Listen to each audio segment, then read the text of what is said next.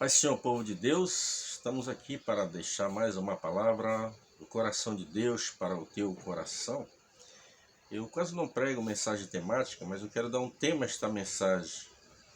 Que crente sou eu? Você já parou para pensar que tipo de crente é você?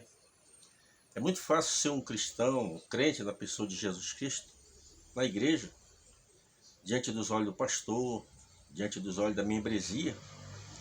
Mas será que no dia a dia você realmente tem se portado como crente, como um homem de Deus, como uma mulher de Deus? Essa é uma pergunta que você não precisa me responder, você só fica com ela analisando e pergunte para você mesmo: que crente sou eu? O que está me levando a gravar esta mensagem é que há poucos minutos eu peguei um ônibus, estou vindo do centro de Porto Alegre, né? E vi uma cena ali que muito me chocou, me impactou. Não obstante eu trabalhar na área também, trabalho em ônibus, né? Sou rodoviário. Mas uma cena me marcou porque dentro do ônibus vinha um obreiro, que eu conheço, ele me conhece, uma pessoa anciã já, né? E ele puxou a campainha, o motorista fez o papel dele, parou. As pessoas desceram e o abençoado se distraiu um pouco, perdeu. E o motora deu arrancada, natural, ele tem um horário a cumprir. E esse abençoado simplesmente puxou novamente a campainha, mas puxou com tanta força que arrebentou aquele cabo, né? E depois distratou o motorista, chamou um monte de dono para o motorista. E eu fiquei perplexo, porque você ouvir isso de uma pessoa que não é crente, que não é um servo de Deus, é louvável, é comum. Mas um homem de Deus, uma mulher de Deus, um servo do Senhor, se portar dessa maneira, falta o que na vida de um homem desse? Um fruto chamado temperança, né? Então por isso que eu pergunto: que tipo de crente é você? Porque crente até o diabo é. A Bíblia diz que ele crê, estremece, porém não obedece. A Bíblia diz que ele nunca se firmou na verdade. Então esse é o grande problema dele. Eu trouxe um texto bíblico aqui para colaborar, e você vai me entender, porque eu vou falar sobre 3 tipos de homens, né?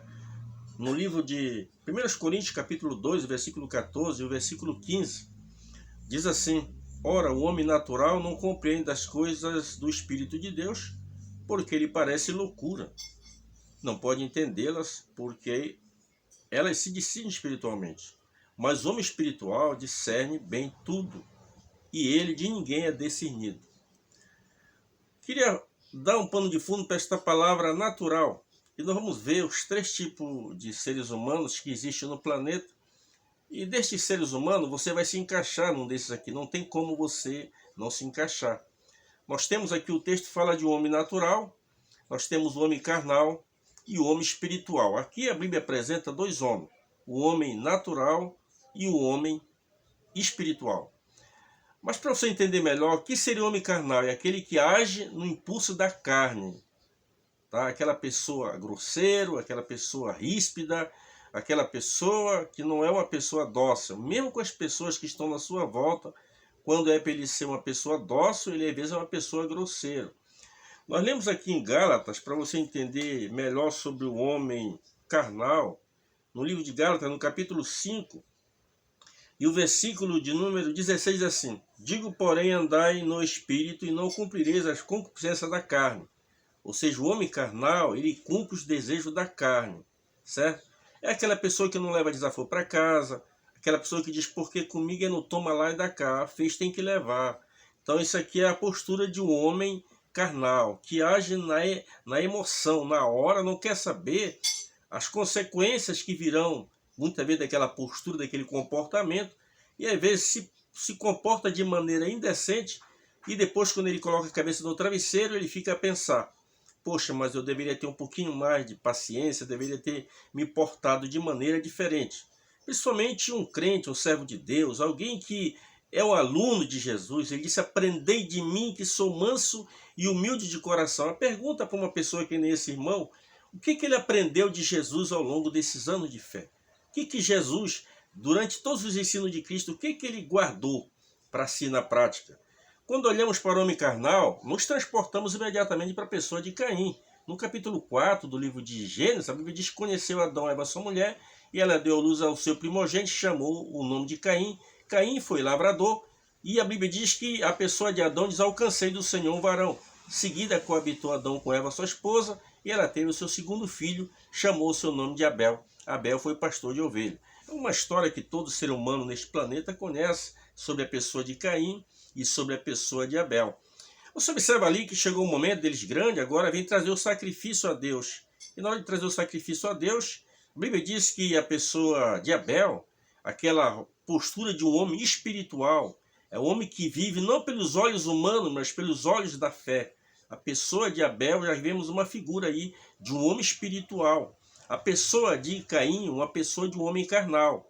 A sua atitude foi diferente. Os dois filhos de um mesmo pai e de uma mesma mãe, os dois receberam os mesmos ensinamentos. Na hora de trazer o sacrifício a Deus, né, Deus não atentou para o sacrifício de Caim.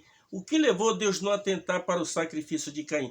A impressão que vem na nossa mente é que Deus faz acepção de pessoa, nada disso. Os dois tiveram a mesma educação. Acontece o seguinte, que aquele sacrifício ali, você observa que mais adiante, se você ler o livro de Levítico, ali quando Deus ratifica através de Moisés, um dia chamado Dia da Expiação, então você observa ali que tinha todas as ofertas, os sacrifícios, e dentro das ofertas nós tínhamos uma oferta ali, que era a oferta chamada oferta de manjares. Essa oferta de manjares, ela não era para esse momento do Dia da Expiação. Aqui esse sacrifício que Caim e Abel ofereceu, tinha que ser o sacrifício do Dia da Expiação. Teria que ser um cordeiro, tinha que ser imolado. Esta orientação Deus passou à pessoa de Adão, porque depois esta mesma orientação ela chega à pessoa de Moisés, quando Moisés descreve ali o Pentateuco. Então você observa que já desde o tronco das raízes, a pessoa de Deus passou para a pessoa de Adão, como ele deveria proceder. Adão passou para os seus filhos, porque isso que acontece, o legado que nós recebemos dos nossos pais, a tendência é passar para os nossos filhos, né? Aquele legado bom que o pai deixou para mim, eu passo para os meus filhos e assim sucessivamente. Então Deus havia passado essas instruções à pessoa de Adão, e Adão passou a mesma orientação para Caim e para Abel. Principalmente o Caim, que era o mais velho, ele tinha que entender ainda melhor que a pessoa de Abel. Mas olhamos aqui mais adiante, a Bíblia diz que Deus não aceitou o sacrifício de Caim, mas Deus é aquele ser que dá oportunidade para o homem. Que nem dá para você, meu amigo. Talvez você está vivo ainda hoje, os anos se passaram, porque Deus está te dando uma oportunidade de perdão, uma oportunidade de salvação, uma oportunidade de você se retratar e de ser um ser humano melhor, um servo de Deus melhor na terra. Você observa que Deus chegou com Caim e disse: por que andas irado, Caim? Por que decaiu o teu semblante? Se tu procedesse bem, haveria aceitação no teu sacrifício. Agora Deus ainda dá mais uma chacoalhada nele. Olha, o pecado jaz, ou seja, o pecado está à porta do teu coração. E o desejo dele é contra ti, mas cumpre tu dominá-lo. A gente observa aqui, Deus ainda orientou a pessoa de Caim, porque não era isso que Deus queria, que Caim ceifasse a vida do seu irmão. Mas a Bíblia diz que Caim depois irou-se contra o seu irmão Abel e o matou. A ira. O que é a ira? É um fruto, é uma obra da carne. Então, a pessoa de Caim, numa tipologia, representa o homem carnal. Aquela pessoa que não leva desaforo para casa.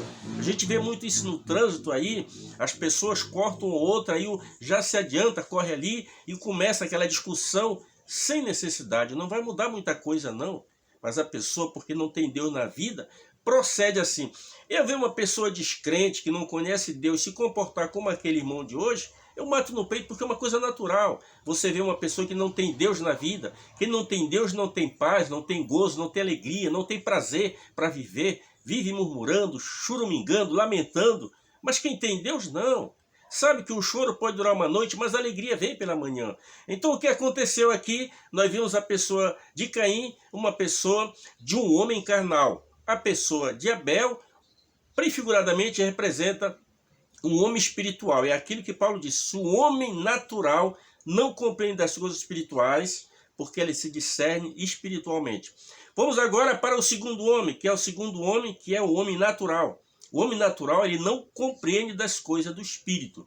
Se nós formos lá para o livro de Gênesis, vamos nos deparar com um texto ali, com a pessoa de Abraão e a pessoa de Ló, seu sobrinho. A Bíblia diz que houve contenda entre os pastores do gado de Abraão e os pastores do gado de Ló. Abraão, que representa um homem de fé, um homem espiritual, um homem que anda não com os olhos humanos, mas com os olhos espiritual, ele chamou a pessoa de Ló e disse: ora, Ló, para que não haja contenda entre mim e ti, porque irmãos somos, não está diante de ti toda a campina do Jordão? De forma que se tu for para a direita, eu irei para a esquerda. Se tu for para a esquerda, eu irei para a direita. A gente observa aqui a pessoa do nosso irmão Abraão, ele era um homem que é espiritual. Ele poderia, como o tio da pessoa de Ló, e praticamente como pai adotivo, que ele terminou de criar a pessoa de Ló, porque o seu pai havia morrido há bastante tempo, e quem terminou de criar a pessoa de Ló foi o irmão Abraão. Então Abraão poderia ter escolhido, mas ele deu a prioridade à pessoa de Ló. E Ló olhou, viu a campina do Jordão toda bem regada, aquele pasto verdejante, olhou outro lado, cheio de pedra, cheio de rocha. Não, o tio Abraão já está velho mesmo, né? Deixa ele aí. Ele escolheu a campina do Jordão, porque ele era um homem natural.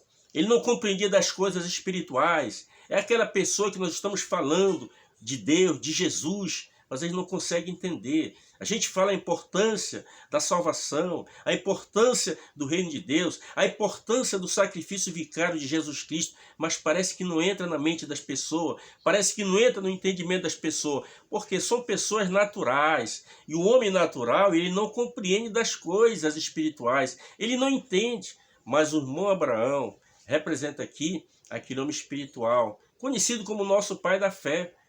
Porque Abraão começou a observar que o conflito, a princípio, era entre os seus pastores. Os pastores do gado dele, os pastores do gado da pessoa de Ló. Mas isso aqui, o que ia acontecer futuramente, via respingar para eles também. E Abraão, aquele homem de fé, aquele homem sensato, aquele homem prudente, mesmo sabendo que o seu sobrinho Ló era um homem natural, que andava com os olhos humanos. O homem natural anda com os olhos humanos. O homem carnal anda segundo os seus impulsos. A sua natureza adâmica, aquela natureza que se levanta dentro dele, ele não consegue dominar.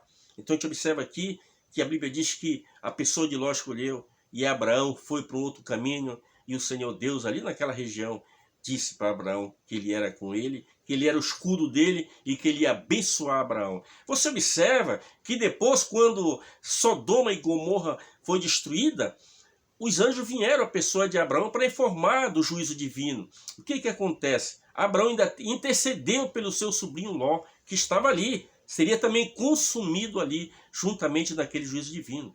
Você observa a postura de um homem espiritual. Intercedeu pelo seu sobrinho. O homem espiritual é isso aí. Ele entende das coisas. Nós falamos que Jesus em breve virá buscar a sua igreja. As pessoas dizem, não, isso aí é conversa. Eu era criança, eu vi os crentes falar que Jesus ia vir e até agora não veio. Mas ele vem, ele prometeu. Se ele prometeu, ele vai cumprir. Custe o que custar, demore o que demore. Mas ele virá buscar a sua igreja. Mas o homem natural, ele não consegue entender. O homem natural, ele pensa apenas no dia a dia. Ah, morreu, acabou, tudo aqui. Não é isso não. Nós temos, meu irmão, meu amigo, uma eternidade, que é logo ali, ao dar o último suspiro, ao fechar esses olhos humanos aqui, os nossos olhos espiritual entram na eternidade.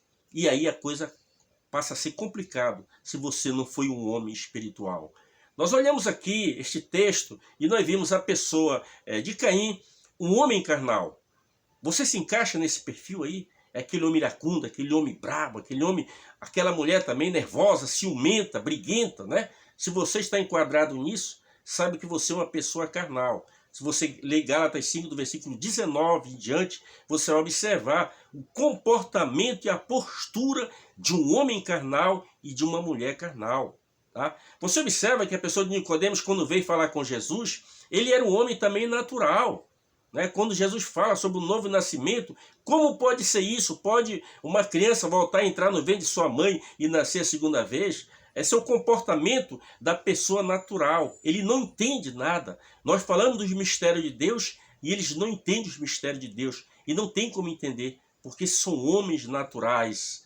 E a minha pergunta para você que me acompanha, você se encaixa no perfil da pessoa de Caim, um homem carnal?